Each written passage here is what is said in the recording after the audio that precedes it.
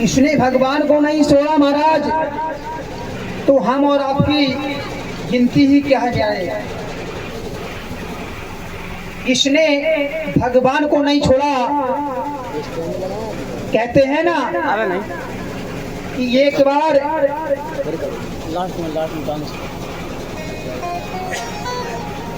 भगवान शंकर से माता पार्वती बोली, हे स्वामी, हे प्रभु, जब से आप मुझे ब्याह करके लाए हो इसी पर्वत पर बैठे हैं और कहीं जाते नहीं घूमने भ्रमण करने के लिए।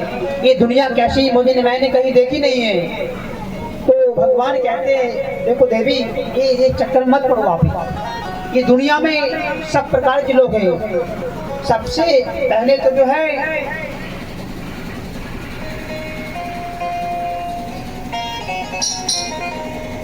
सबसे पहले दुनिया में महाराज, अगर आप ये कहते हो लेकिन मैं आपको घुमाता हूँ लेकिन आपको कुछ फायदा नहीं है उससे। क्यों? और ये यहाँ पर तरह तरह के लोग हैं, हम और आपको छोड़ने वाले नहीं हैं। तो यहाँ माता पार्वती नहीं मानी। आज भगवान शंकर के साथ निकल जाती है भ्रमण करने के लिए, नगर भ्रमण के लिए। एक गांव में पहुंची महाराज, साथ में उनका वाहन है घोड़ा। महाराज उनका वाहन है घोड़ा बैल, उस पर जो है माता पार्वती जो है आज भगवान शंकर के साथ निकल जाती हैं भ्रमण करने के लिए। एक नगर में पहुंची तो देखा कुछ लोग बैठे हैं और कहने लगे, देखो कितनी बड़ी ये देखो, खुद तो बाप पे वाहन पे बैठी और बेचारो देखो आदमी से नीचे चल रहा है। माता पार्वती बैठी थी वाहन पर। भगवान ने सोचा, देखो ये कहाँ ये पैदल चलेंगी, तो कहा तुम देवी इस पर बैठ जाओ, मैं पैदल चलूंगा। तो महाराज आज इस नगर में पहुंची तो लोगों ने कहा, देखो कितनी बड़ी ये पागल है, खुद आदमी को तो पैदल चला रही और खुद बाप नदी जो नदिया पर है। तो भगवान ने कहा, देखो देवी सुन लिया आपने। माता पार्वती ने कहा, देखो ऐसा है स्वामी, अब मैं पैदल चलती हूँ, तुम इस पर बैठ जाओ। तो भगवान उस नादिया पर बैठ जाते हैं। तो फिर दूसरे नगर में पहुंचे तो कहा, देखो कितना बड़ा ये कैसा है? कहने को तो कहलाता है महादेव और खुद जो है नादिया पर ना तो बेचारो आए और भी जो मैया पार्वती पैदल चल रही है। तो फिर भगवान ने कहा, देखो देवी, इन्होंने मेरे को भी नहीं छोड़ा है। आज महाराज कथा आती है, कथा आती महाराज, आगे बढ़े भगवान शंकर ने कहा, ऐसा करो ना, मैं भी पैदल चलता हूँ। तो और आगे गए, दूसरे नगर में पहुंचे तो लोगों ने कहा, देखो कैसी बड़े दूर मूर्ख है, बाण संग में लिए और दोनों पैदल जा रहे हैं। तो ये कहने का तात्पर्य महाराज, ये दुनिया किसी को नहीं छोड़ती है। इसने भगवान को नहीं छोड़ा तो हम और आपकी क्या गिनती है? कहने का भाव, ये दुनिया है, दुनिया किसी को नहीं छोड़ती है। या फिर यूं कहें, दुनिया में अगर कोई काम है, सबसे सरल काम जो है वो काम है दूसरों में कमी निकालना। दूसरों में कमी निकालना सबसे सरल काम है। एक जगह मेरी कथा चल रही थी डिस्ट्रिक्ट कानपुर में, तो वहां मैं कथा कर रहा था। कुछ लोगों ने मुझसे पूछा, महाराज मैं माइक सेट अपने यहाँ कर लो या फिर आप साथ में लाओगे? मैंने कहा ठीक है भाई, आपको जैसा अच्छा लगे आप कर लो। उन्होंने किया माइक सेट। अब वो माइक सेट ऐसा रहा महाराज कि अब वो आवाज यहाँ से आप तक ना पहुँच पाई, है ना? ये तो अच्छा बोल रहा। अब उसमें महाराज माइक सेट का था दोष, वहाँ हल्ला हो गया पूरे जिले में, अरे महाराज को कथा मतलब थोड़ी ना कहना आता है, वो का कथा जाना। अच्छे बुलाओ महाराज अनुरुद्धाचार्य को। है? अनुरुद्धाचार्य स्वामी जी है ना, बागेश्वर सरकार, प्रदीप मिश्रा जी, मैं किसी का विरोध नहीं कर रहा हूँ, लेकिन ये दुनिया है किसी को नहीं छोड़ती है। भगवान शंकर जब दुनिया से हार गए तो हमारी आपकी क्या गिनती है। मैंने पहले भी कहा था कि ये सबसे सरल काम है तो महाराज दूसरों को कभी निकालना। आदमी अपने दुख से परेशान नहीं है, आपके सुख से परेशान है कि ये इतना सुखी है तो क्यों है। और महाराज ये सबसे बड़ा महापाप है कि दूसरों में कमी निकालना और दूसरों के घर में आग लगाना। कथा तो बहुत है, मैं अपने प्रसंग पर आता हूँ। आज महाराज हाथियों के राजा है गजराज गजेंद्र, एक इनकी जो है 50 पत्नियां हैं और महाराज 150 पुत्र हैं। महाराज जिसका इतना बड़ा विशाल परिवार, सब कुछ है। आज महाराज एक दिन महाराज राजा गजराज, जो हाथियों के राजा है गजराज गजेंद्र, एक दिन एक सरोवर में स्नान कर रहे थे। 10,000 हाथियों के जो राजा है गजेंद्र, एक दिन वो सरोवर में स्नान कर रहे थे। तो महाराज स्नान करते हुए जब वो उस जल में स्नान किया तो उसी जल में रहता था ग्रहाई, ध्यान देना। तो महाराज उस ग्रहाई ने गजेंद्र के पैर को पकड़ लिया। उस गिरहाई ने गजेंद्र को पैर को पकड़ लिया, खींचने लगा नीचे की ओर। तो गजेंद्र ने सोचा छोटा मोटा कोई होगा, कीड़ा या कोई जीव जंतु, उसे मालूम चलेगा ना ये गजेंद्र का पैर है तो अपने आप छोड़ देगा। अभिमान था, लेकिन प्यारे भगवान किसी का अभिमान नहीं रहने देते। चाहे उसे मद का अभिमान हो, पद का हो, पैसे का हो, प्रतिष्ठा का हो, किसी का भी हो, अभिमान तो भगवान किसी का नहीं रखते हैं। आज महाराज जब महाराज कुछ गिराए ने महाराज पैर को नहीं छोड़ा और नीचे के खींचने लगा। आज महाराज गजेंद्र अपनी पत्नियों को, अपने पुत्रों को पुकार रहा है।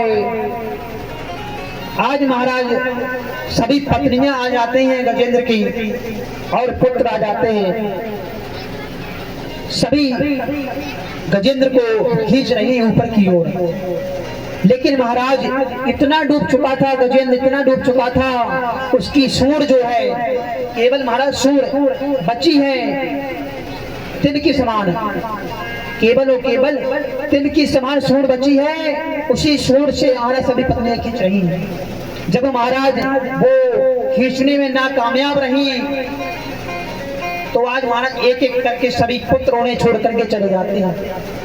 आज गजेंद्र को आभास हुआ और पत्नियों से रो रो कर कहने लगा, देखो देवी, जिन पुत्रों को हमने अपने गले से लगा कर रखा, पढ़ाया लिखा, सब कुछ कराया, आज वो पुत्र हमें बीच मझधार में छोड़ करके चले जाते हैं। कुछ देर महाराज, कुछ दिन पत्नियां भी खींचती नहीं महाराज। जब महाराज पत्नियों ने भी खींचा, जब नहीं बाहर आए गजराज, तो आज महाराज पत्नियां भी छोड़ करके चली जा रही। कहने लगी, स्वामी अब आपको तो ऊपर नहीं आना है तो हम जो है कहाँ तक खींचेंगी, चली जाती महाराज। आज भगवान की याद आती है गजेंद्र को, ध्यान देना, आज भगवान की याद आती है गजेंद्र को। आज महाराज किसी ने बड़ा सुंदर लिखा है, कहते हैं ना प्यारे कि ना साथी है कोई, ध्यान देना, कि ना साथी है कोई, ना हम सफर है कोई। यहाँ दुनिया में सब मतलब के रिश्ते ही महाराज, कोई किसी का नहीं है। हम आपके हैं और आप मेरे हो, ये एक बेकार का रिश्ता है महाराज। केवल और केवल परमात्मा का रिश्ता ही ऐसा है कि वो आपको उद्धार करने वाला है। ध्यान देना। आज महाराज बड़ा सुंदर कहा है किसी कवि ने कि ना साथी है कोई ना हम सफर है कोई, ना साथी है कोई ना हम सफर है कोई, ना हम किसी के है ना हमारा है कोई। हम किसी की नहीं भैया और ना हमारा है कोई। कि ना साथी है कोई ना हम सफर है कोई, ना हम किसी के है ना हमारा है कोई। पर है गोविंद, पर आपको देख करके हम भी कह सकते हैं गोविंद कि मित्र तो हमारा भी है प्यारे। केवल बिहारी जी पर आप भरोसा रखो, इनको आप मित्र बनाओ अपना, ये आपका उद्धार रहेगा। आज महाराज गजेंद्र जोर जोर से चिल्ला रहा है, पुकार रहा है भगवान को। जैसे ही आज महाराज प्रार्थना कर रहा है, महाराज सुंदर श्लोक आया है भागवत में। जय वशितो उदध्याम समाधाय मनोहृदय जजापि परम जाप्यम जनमन्यनो शिक्षितम। है प्यारे राजन गजेंद्र ने सुंदर स्तुति भगवान की किया है। आज भगवान जो है सुंदर स्तुति को सुन करके आज अपने वाहन गरुड़ को आदेश दे देते हैं, चलो गरुड़ मेरा भक्त आज मुझे पुकार रहा है। यह महाराज आज भगवान के वाहन है गरुड़, उनको अभिमान हो गया।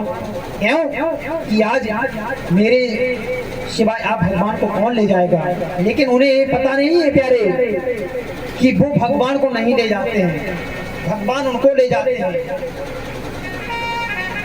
यहाँ आज भगवान कहते हैं कि भैया आज इनको अभी अभिमान होने तो है कि भगवान ने कहा गरुड़ ठीक है मैं गजेंद्र का उद्धार पहले करूंगा, लेकिन आपका उद्धार बाद में करूंगा। गजेंद्र का उद्धार पहले मैं तुम्हारा अभिमान दूर करूंगा। गरुड़ को बुलाया भगवान ने, गरुड़ जरा इधर आओ।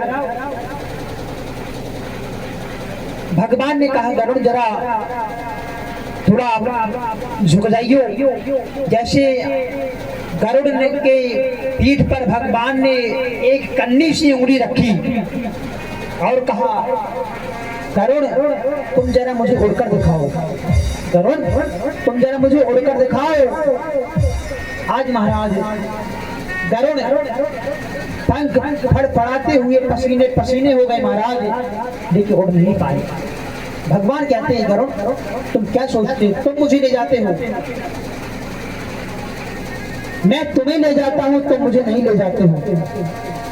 आज गरुड़ का अनुमान दूर हुआ। आज भगवान ने यहाँ आकर के गजेंद्र को बचाया और गजेंद्र को उस ग्रह रूपी असुर से जो है रक्षा किया। उस समुद्र से सरोवर से निकाल करके गजेंद्र का उद्धार होता है। कथा तो बहुत है, लेकिन हमको आज सूर्यवंश और चंद्रवंश में जाना है। आज सुखदेव जी महाराज राजन परीक्षित को माध्यम करके गजेंद्र मोक्ष की कथा सुनाए हैं और यहाँ पर अनेक कथाएं आज सुखदेव जी सुनाए हैं। आज महाराज